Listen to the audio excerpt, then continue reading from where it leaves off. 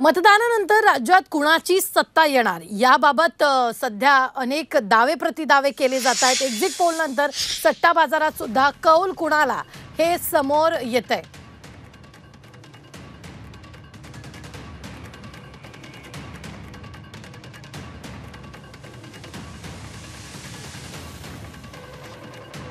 महायुतीला सट्टे बाजारांची पसंती की काय हा देखील सवाल आता उपस्थित होतोय।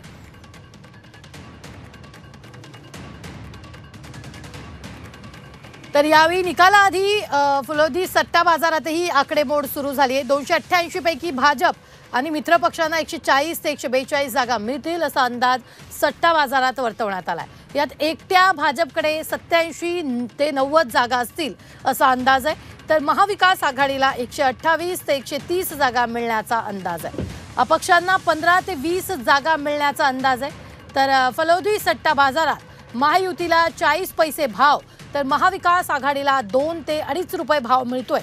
सट्टा बाजाराच्या अंदाजानं अनेक दिग्गजांना घाम फुटल्याची चर्चा सध्या सुरू आहे।